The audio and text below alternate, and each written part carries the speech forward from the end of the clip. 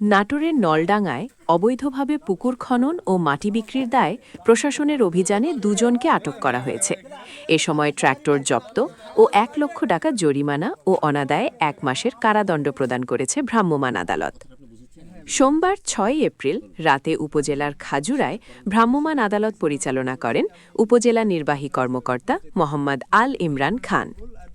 আটককৃতরা হলেন খাজুরার চাঁদপুরের মোহাম্মদ মোফাজ্জুলের ছেলে মোহাম্মদ ইয়াদুল ও একই গ্রামের মৃত নবিরুদ্দিনের ছেলে মোহাম্মদ আজাদুল ইসলাম।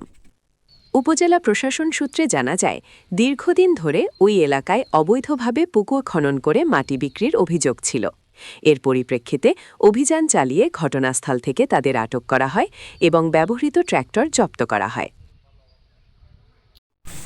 আপনি মসজিদের জায়গায় কাটছেন, এখনো আপনার মনের মধ্যে এটাই হচ্ছে মসজিদের জায়গায় কাটছেন, নদী মনে হয় নাই? মসজিদের জায়গায় আপনার অনুমতি আছে কাটার?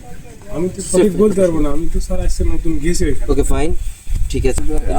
আবাব ও উনি একটু আগে স্যার বললো না যে আপনার যদি নিজের জমিও হয়, যদি কাটতে হয় তাহলে অনুমতি লাগবে না, তাও লাগবে। একটু কথা বললো স্যার, এটা আর সরকার জমিতে মানে প্রশ্নের উপরে এটা। আমার কথাটা আপনি বুঝেছেন? যেটা বলেছি বলুন। এখন আপনি স্বীকার করেন কি? আমি স্বীকার করতেছি আমি অপরাধ করছি। আমি এটার জন্য আপনার কাছে ক্ষমা চাইতেছি। এই ধরনের ভুল আর দ্বিতীয়বার আমি করবো না, একটা ক্ষমা চাচ্ছি আমি আর কি। লেখাপড়া জানেন? জি, যে কথাটা বলছেন এটাই লেখেন।